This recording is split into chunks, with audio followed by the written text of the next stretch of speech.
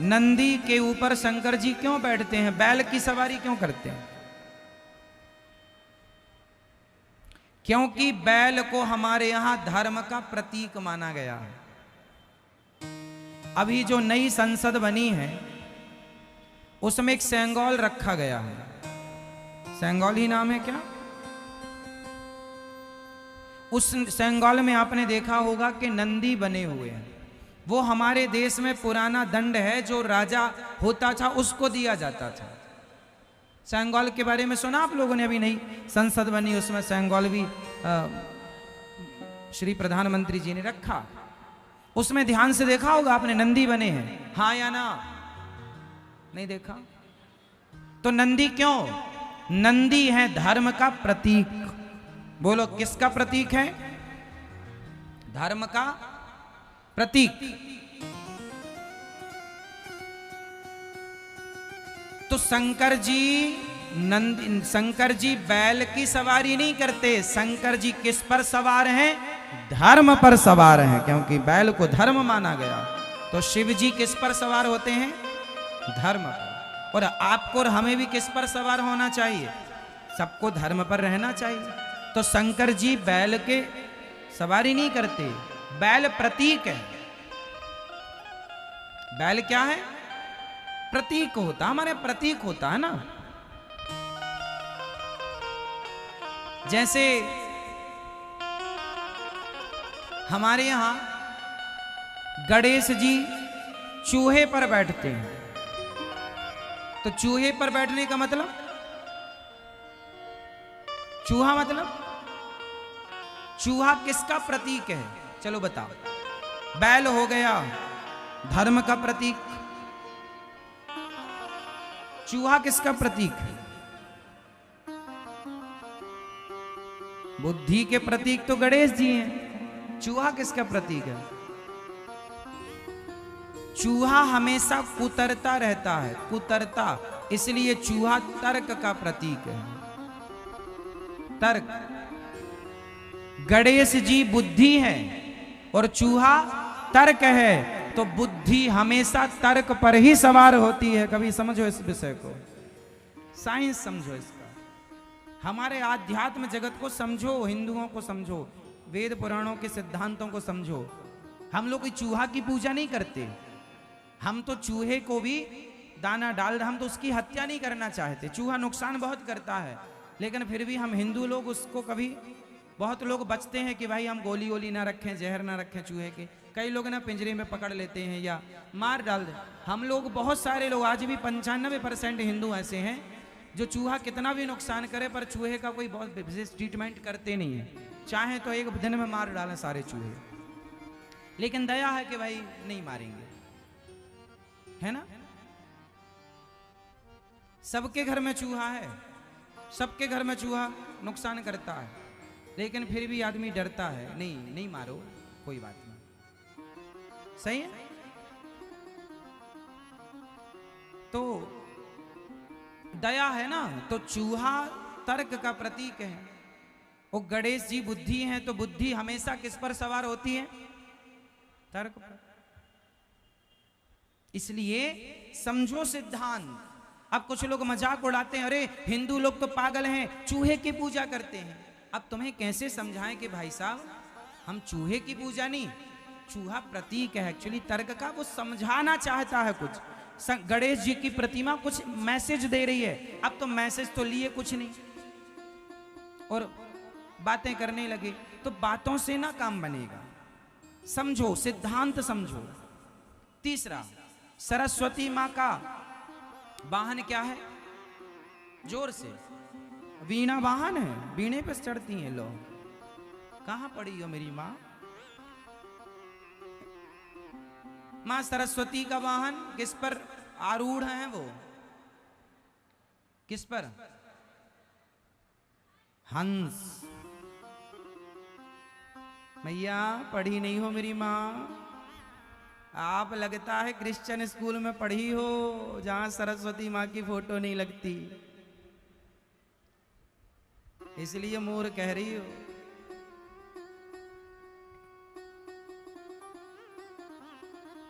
मां सरस्वती का वाहन है हंस।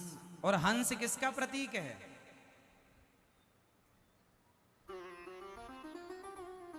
हंस किसका प्रतीक है? हंस सार का प्रतीक है, सत्य का। सत्य मीन्स सार। अभी मैं सार बता, हंस का स्वभाव जरा समझो। हंस जो है, दूध और पानी को मिक्स करके रखो तो हंस दूध दूध पी लेता है और पानी पानी। तो आपने एक दोहा सुना, सार सार को गही लहे और थोथा दे उड़ाए।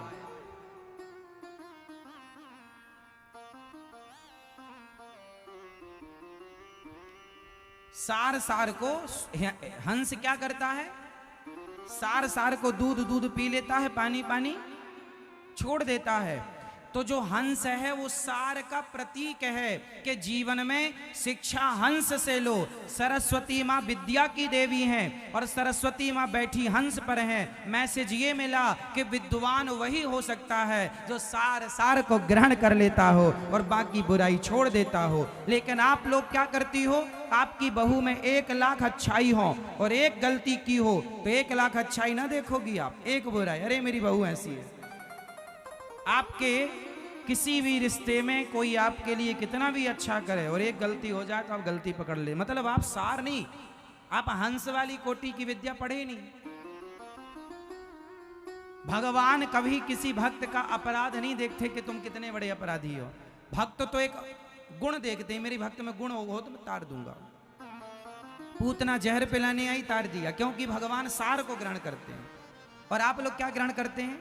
अरे फलाने ने गाली दे दी। हाँ, आप में से सबको सास की गाली याद होगी। सास ने ऐसा कहा, सास ने ऐसा कहा, सास ने। किस किस को सास की गाली याद है? सास की बातें याद हैं आपको? सास ने ऐसा कहा, महाराज ताने मारे, सास ने ऐसा किया मेरे साथ, ऐसा किया, ऐसा किया, चम्मच तक नहीं दिया मेरी सास ने, चम्मच तक। याद है सब कुछ। लेकिन सास ने आपके साथ अच्छा क्या किया वो याद नहीं है। आपका जो पति है, एक बहू मेरे से आई, बोली महाराज मेरी सास ने मुझे चम्मच तक नहीं दिया। मैंने कहा ये जो तेरा पति है ये तेरी माँ ने दिया है? किसने दिया? बोली सास ने। मैंने कहा चल चम्मच वापस ले, पति वापस कर, चम्मच ले, पति वापस कर, चल चम्मच रख, पति वापस कर। मतलब कुछ भी मूर्खता की सीमा नहीं है साहब। मेरी सास ने मुझे कुछ नहीं दिया, तो तुम्हारा पति तुम्हारे बाप ने दिया है? सास को ही तो दिया है, उसी ने तो गर्भ में रखा था तुम्हारे पति को, उसी ने तो 9 महीने कष्ट उठाया है। दे तो दिया जिगर का टुकड़ा, लेके तुम न्यारी हो गई, अलग हो गई। उसे बुढ़िया को 1 गिलास पानी का नहीं पूछती हो, गाना और गाती हो, कुछ नहीं दिया।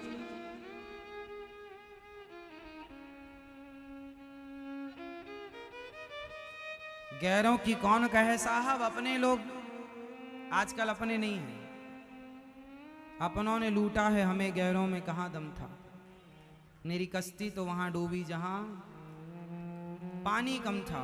शादी के बाद आजकल बेटे को ले जाती है ना पत्नी, दूसरे फ्लैट में रहेगी, दूसरी जगह, बूढ़ी माँ बना बना के खाती है, हाथ पांव भले ना चले, परेशान है। ऐसा हो रहा है कि नहीं? जो हो रहा है उनके लिए कह रहे हैं, हाँ या ना? और फिर भी बहुएं ताने क्या मारती, मेरी सास ने कुछ नहीं दिया। और तुम अपने पति को लेके रह रही हो अलग, उसके बेटे को उससे अलग कर दिया और ताने क्या मारी हो, कुछ नहीं दिया। और क्या चाहिए, जान ले लो।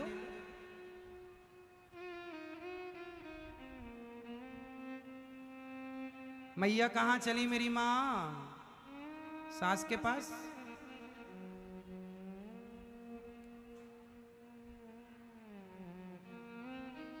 तो हंस किसका वाहन है? माता सरस्वती। मैसेज दे रहे हैं सार को ग्रहण करो। चलो अच्छा ये बताओ, लक्ष्मी जी का वाहन क्या है? आप बताओ। कमल का फूल, वाह कुछ भी हवा में।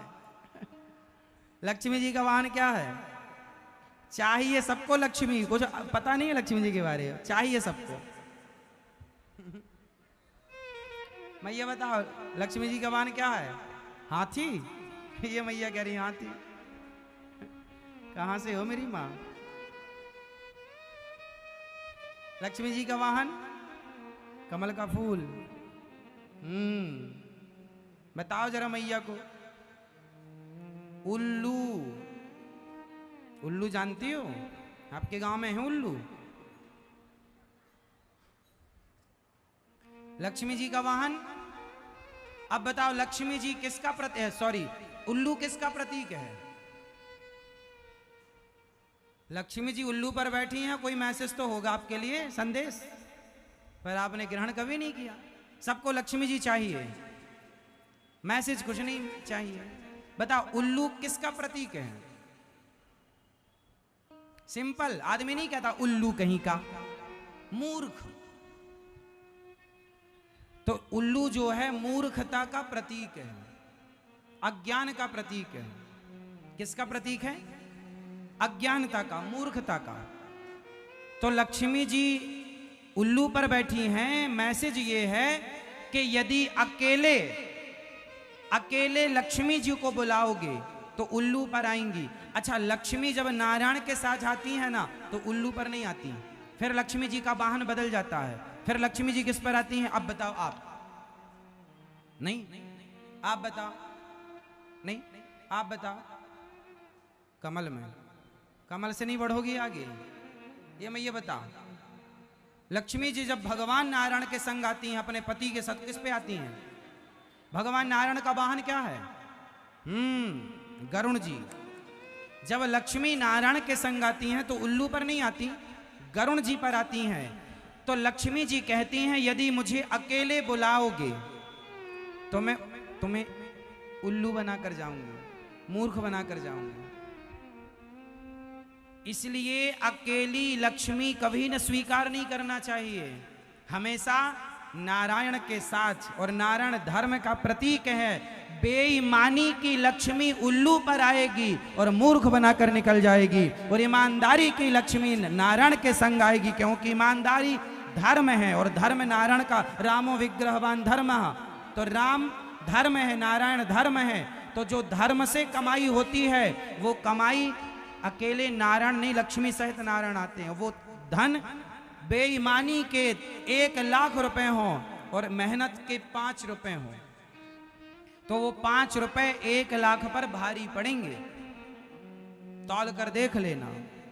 बेईमानी का 1 लाख, बोलो बेईमानी का, और ईमानदारी के 5 रुपए, 5 रुपए भारी पड़ेंगे बेईमानी के लाखों पर। बेईमानी का 56 भोग और ईमानदारी की सूखी नमक रोटी। कभी ईमानदारी की नमक रोटी खाना, जो स्वाद उस नमक में आएगा और रोटी में आएगा ना, वो 56 भोग खाना मजा नहीं आएगा।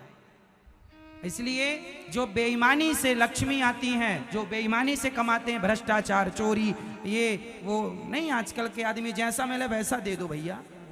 बेईमानी, उल्लू बनोगे, उल्लू बनाएंगे, उल्लू बना के लक्ष्मी जी चली जाएंगी। ना घर के रहोगे ना घाट के।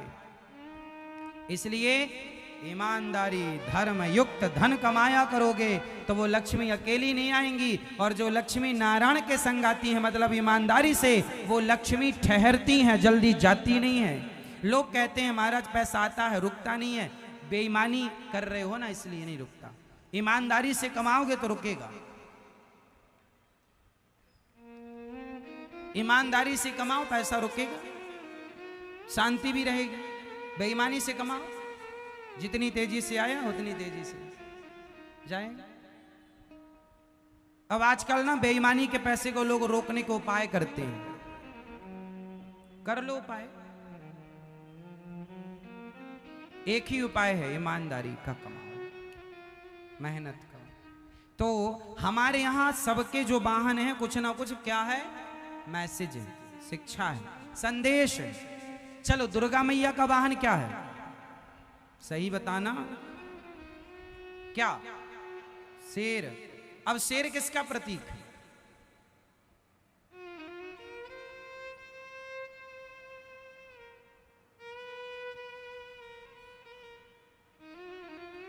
शेर सबसे ताकतवर होता है, तो ताकत का प्रतीक आप मान लीजिए किसका? शेर जंगल का राजा है, तो आप ये मान लो कि राजा का प्रतीक है, क्योंकि पहले के राजा महाराजा जो होते थे ना, उनकी गद्दियों में आगे शेर बना होता था। क्या बना होता था? तो शेर या तो आप ताकत का प्रतीक मानो या राजा का प्रतीक मानो, दो मान लो, दोनों सेट होंगे, अभी मैं सेट करूंगा। तो दुर्गा मैया का वाहन क्या है? शेर। अब बताओ दुर्गा मैया शेर पर क्यों बैठी है? क्या मैसेज है आपके लिए, समाज के लोगों के लिए?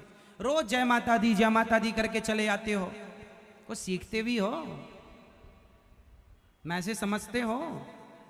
अभी सावन आया, शंकर जी पे सब दूध चढ़ाएंगे, सब पानी चढ़ाएंगे, ठीक है, लेकिन शंकर जी जो मैसेज दे रहे हैं, क्या उससे आप प्रभावित हैं?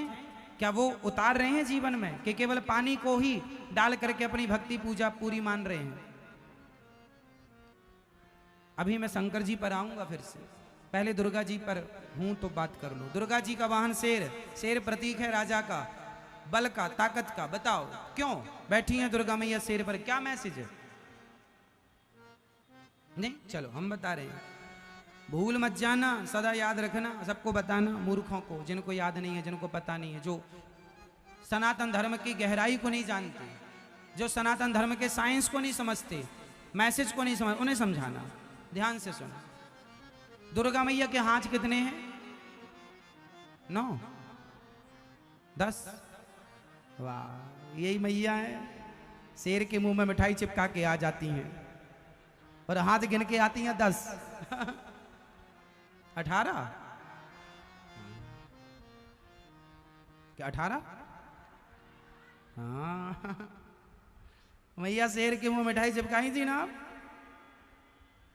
नहीं जाती हो दुर्गा मैया के मंदिर में तो कभी ध्यान नहीं दिया है ना? पंचायत में ध्यान रहा होगा, प्रपंच मंदिर में भी लोग माताएं, अकेली मैया ना मंदिर में नहीं जाती, 2-4 लेके जाती है, पंचायत किससे करेंगे? तुम संग चलो, तुम संग चलो सबको संग चाहिए। दुर्गा मैया के 8 हाथ हैं, ये क्या मैसेज है? 8 हाथ तब होते हैं जब 4 लोग इकट्ठे होते हैं, और दुर्गा माँ है। माँ कहती है, माँ के 4 बेटे हैं। आप कितने भाई हैं हिंदू लोग? हिंदू कितने भाई हैं? हिंदू 4 भाई हैं, ब्राह्मण, क्षत्रिय, वैश्य, शूद्र। हिंदू 4 भाई हैं, ब्राह्मण, क्षत्रिय, वैश्य, शूद्र। दुर्गा मैया के 8 हाथ हैं। दुर्गा मैया कहती हैं कि तुम चारों जब एक संगठित हो जाओगे तो तुम शेर की सवारी कर लोगे, अर्थात राजा बन के रहोगे।